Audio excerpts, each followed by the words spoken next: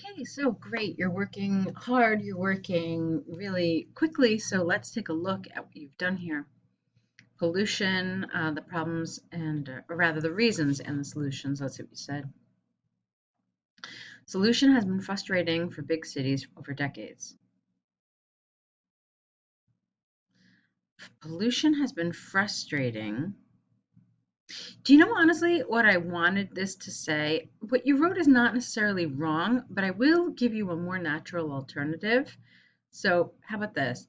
Pollution has been frustrating big cities for decades. That to me is a more natural construction.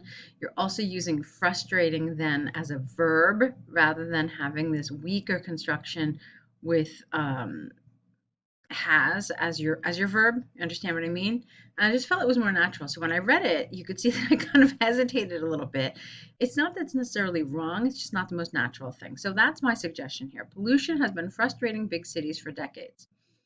On the other hand, government has made efforts to, you're writing coop, I don't know why, this massive issue from enacting regulations, creating environment campaigns, cooperating with other environmental organizations, and to applying the environment protection obligations for corporations. Unfortunately, all of them have failed miserably. From my observations, there are two major causes, which are overpopulation and lack of law enforcement. Okay, so I don't love this sentence. You've got this big list. It doesn't really belong in an introduction. Okay, it's a little too specific. There are too many details, and don't I don't think all this belongs here. Okay. Um, then you mentioned the causes, but that's fine. But you also have to mention that there are solutions available because the way you've phrased it like this, it leads the examiner to think that maybe you're just going to discuss the causes in this essay, not talk about solutions. Okay.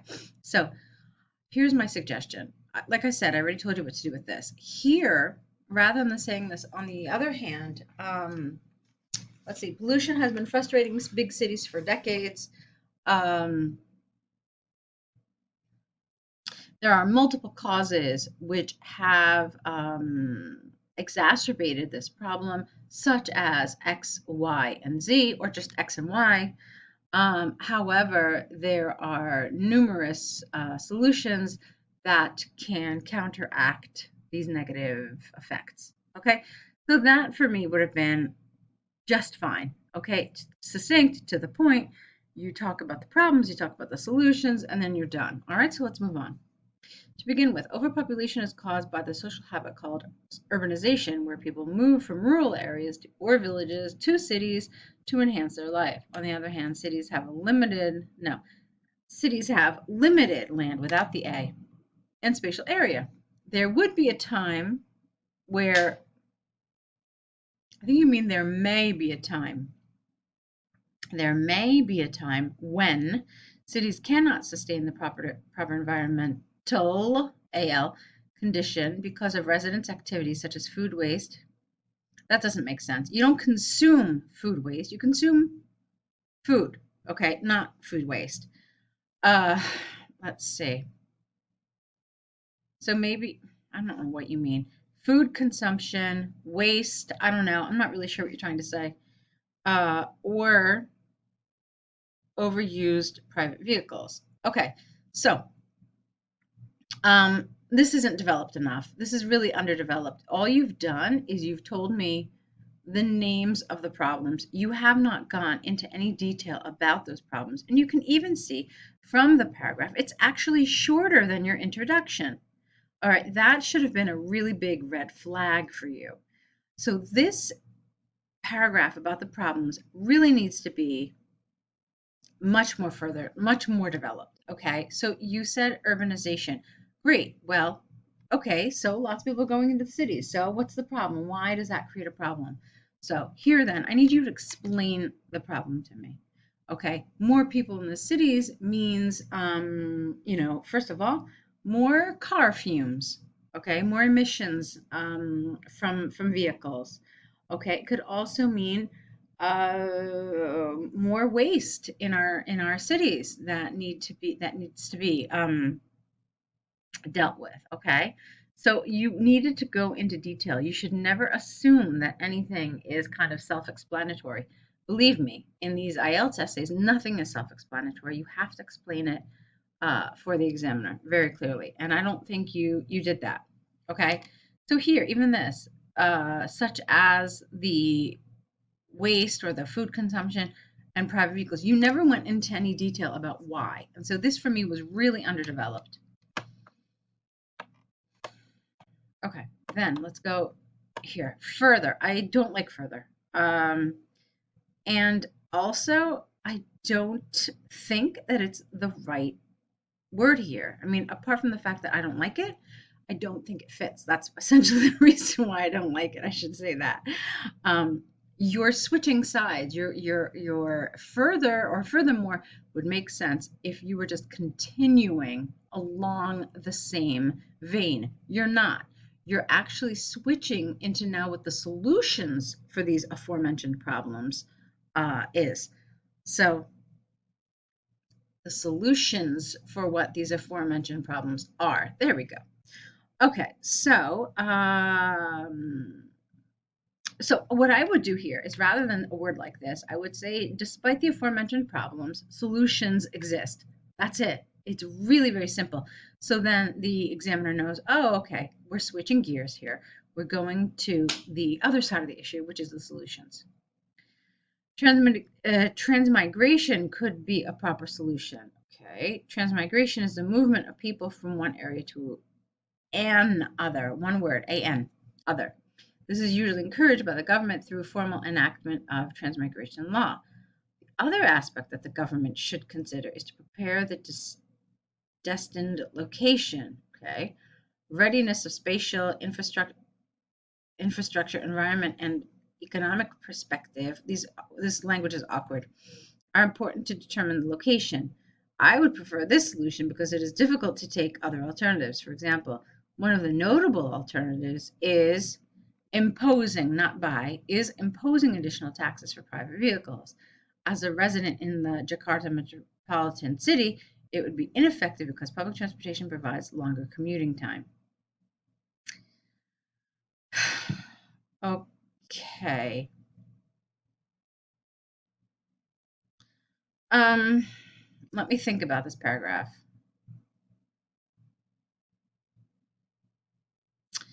You know, what I feel is missing, okay, so you basically think get people out of the city.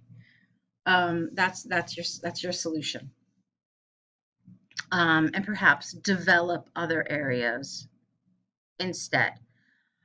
What I don't like about this paragraph is that rather than explain to me how this solution is a solution, why it's a solution, and how it would help, you just went into details about, what the government needs to do to make this feasible, and that you don't like the idea of tax. So this is not a paragraph that is doing what it's supposed to do.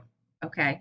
If you think that transmigration is the solution, you need to explain how, why.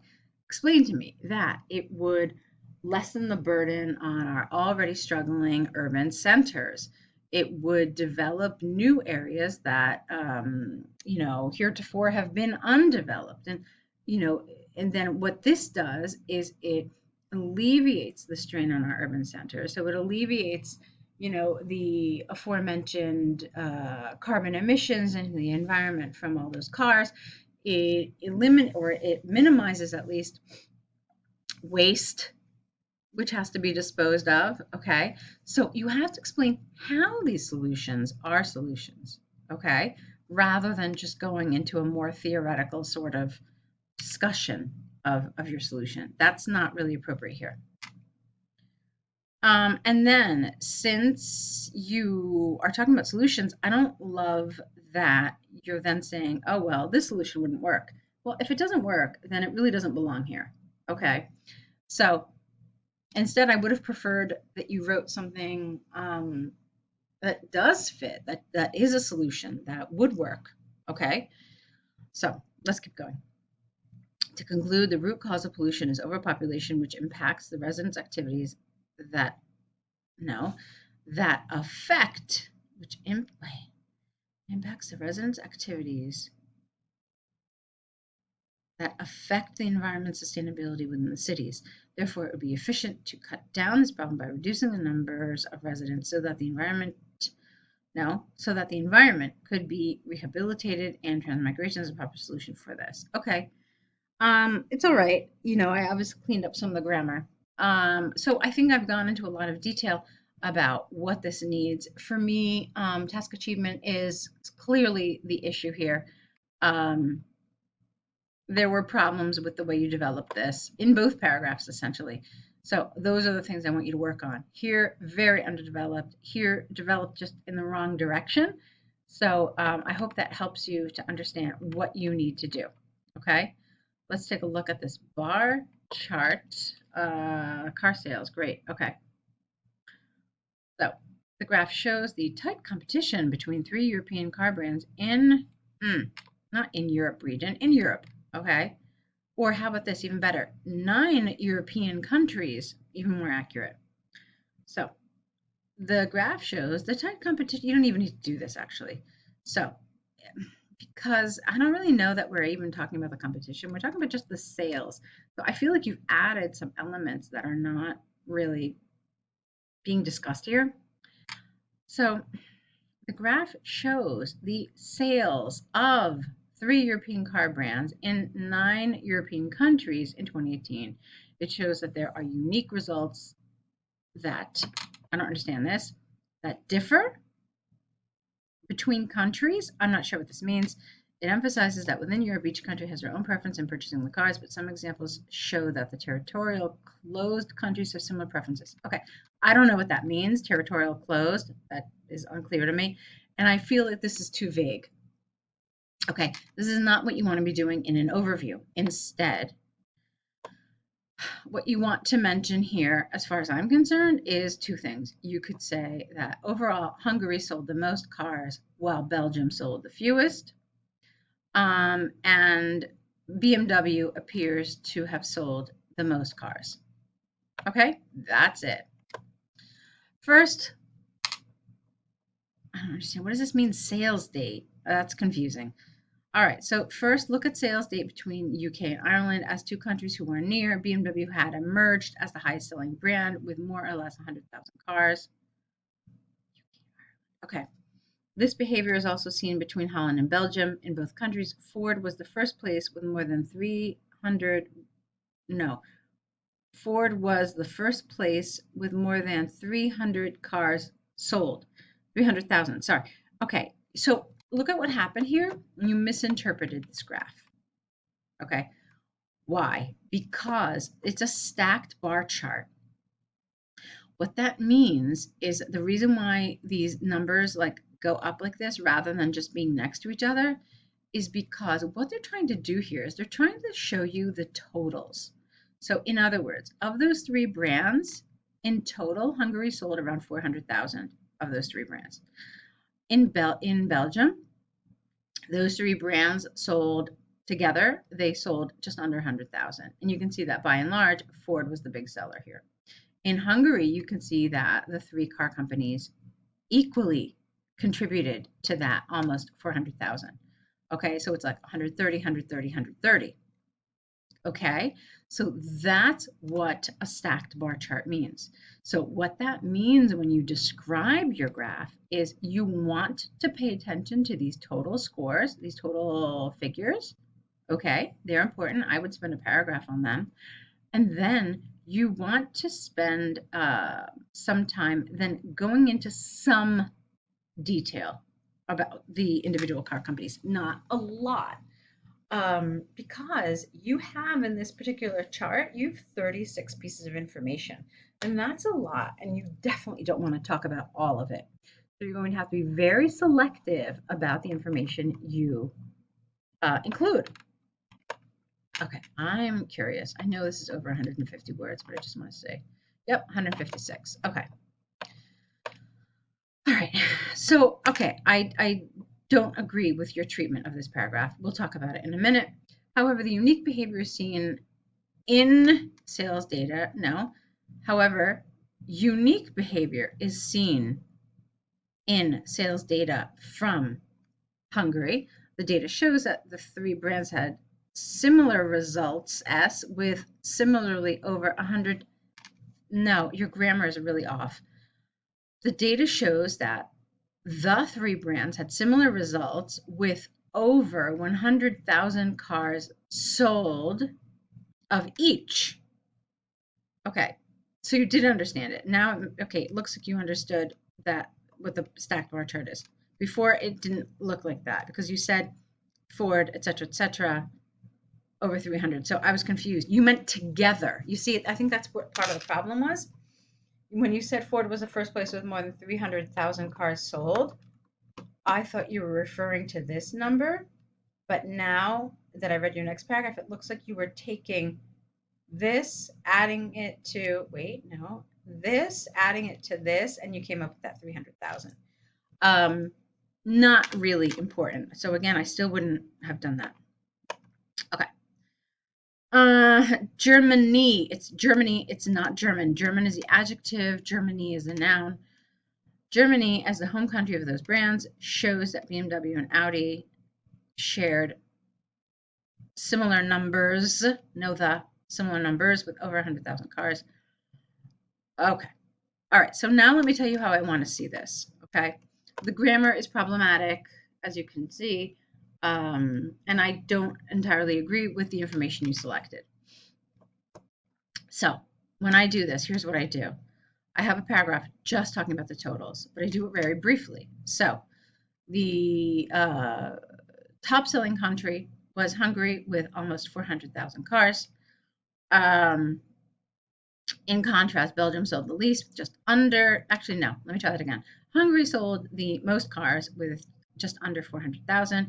It was followed by France with just over 300,000. The fewest cars were sold in Belgium with just under 100,000, and Italy was the second lowest seller of these three brands at just over 100,000. Okay, the remaining countries all sold between 200 and 300,000 cars. Okay, and then you're done with that paragraph. Then you go into the detail. So how do I do it? I would say on average, most countries sold approximately 100,000 BMWs in 2018. The only exception was Belgium, which sold like 5,000 or 10,000. We don't really know. Okay. Then the second highest car sales were found with the Ford brand. Okay. So here the highest sellers were Hungary and Holland with, again, approximately 130,000. The fewest Fords were sold in Germany and Italy with whatever that number is. And then you can say the remaining countries all sold between, figure this out, it's about 70,000, I guess. So 70,000 and 100,000. You could say that roughly. Okay. And then you can do something very similar with Audi. So the big sellers of Audis are Hungary and Germany. The fewest are in Belgium. All right. And so that's how I would do it. I hope that makes sense. I hope that works for you. I hope you can try to apply my suggestions. I really want you to work on some of that language. Some of your expressions were off. So that's it for this. That's it for this essay set. Grammar and task achievement, I think, were the big things for both. So go ahead and work on them, and we'll see more work from you. Good luck.